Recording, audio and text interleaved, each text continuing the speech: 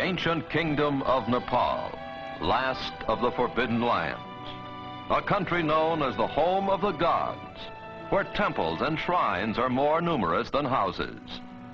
A land of contrasts, whose varied architecture marks it as the meeting place of two great religions of the East, Buddhism and Hinduism.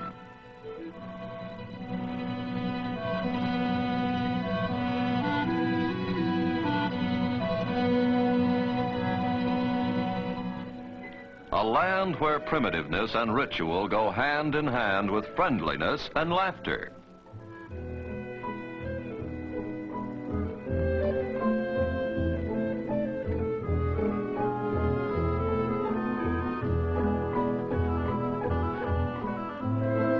The intricate art and architecture of Nepal are a source of wonder to the few travelers from the Western world who have been permitted to see them.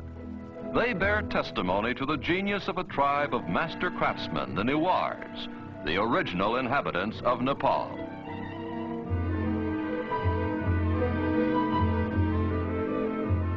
In centuries past, the Newars traveled far beyond their own borders, and in all likelihood, it was they who introduced the distinctive pagoda style to China and Tibet.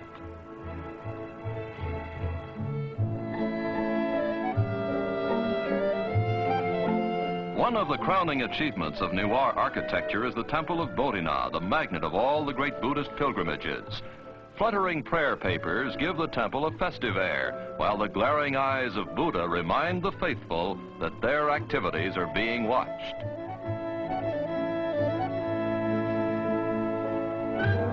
A reminder which even the children heed as they busily spin the prayer wheels at the base of the temple.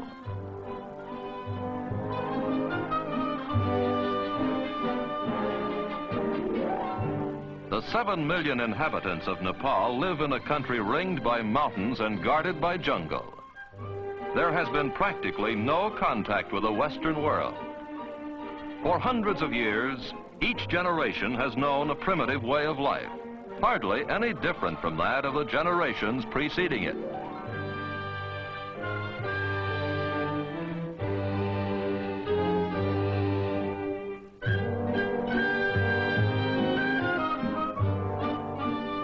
Despite its isolation, Nepal has been a bridge between India to the south and Tibet to the north. The mixture of these two civilizations has resulted in a bewildering variety of Nepalese costumes, customs, complexions, and, of course, eating habits.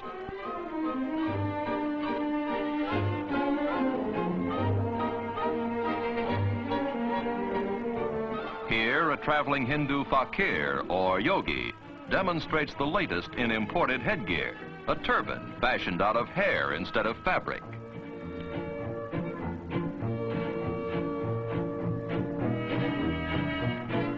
Ah, a perfect fit. This hairdo is much simpler. Only a top knot remains to lift the youngster to heaven should he die. Like women everywhere, the fair sex of Nepal have a flair for decoration. Only here it expresses itself in unusually colorful ways, and almost any part of the anatomy is fair game. The Nepalese housewife has good cause for smiling. She's her husband's bank account. Instead of salting away his capital, hubby invests it in jewelry. A man's wealth can actually be gauged by the decorations sported by his ever-loving spouse.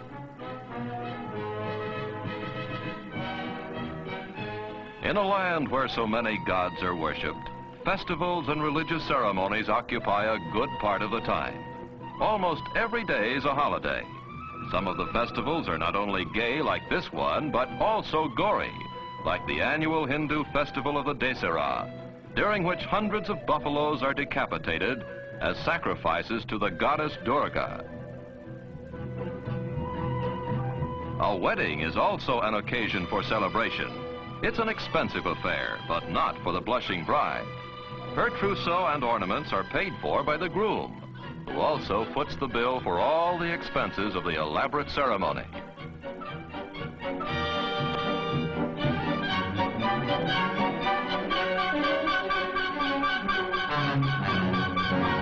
Pleasant as they are for the bride, weddings and festivals are only a brief interlude in a way of life that is hard and often unrewarding.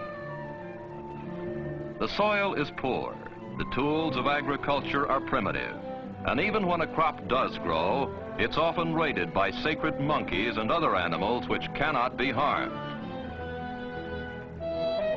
Near Kathmandu, the capital of Nepal, there are several small towns. One of these is Pashupati, the doorway of death. The townspeople do a thriving business carrying bundles of wood. For the great desire of the Hindu is to be cremated here and then set afloat in the holy waters of the Bagmati River.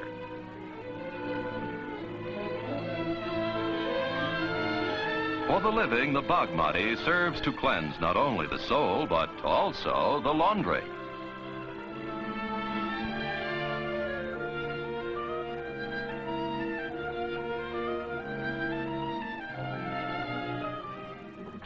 And now we come to the ruling tribe of Nepal, the Gurkhas. Almost 200 years ago, the ancestors of these soldiers defeated the Newars in bloody battle and took over the top spot in the kingdom. Since then, both the army and the government of Nepal have rested firmly in Gurkha hands.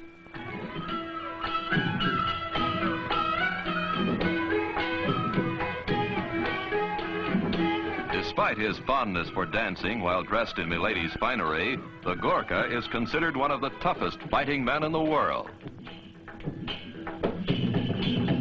Gurkha regiments have fought valiantly in the British Army for many years. During the First World War, a quarter of the male population of Nepal, some 200,000 Gurkha soldiers left their women, families, and entertainment behind and distinguished themselves in combat abroad.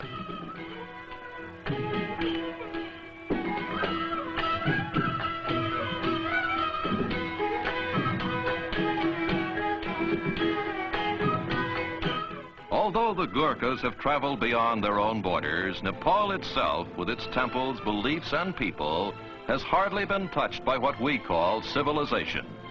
It remains a land of savagery, simplicity, and beauty. A land which only now is beginning to reveal its secrets and its splendors to a curious world.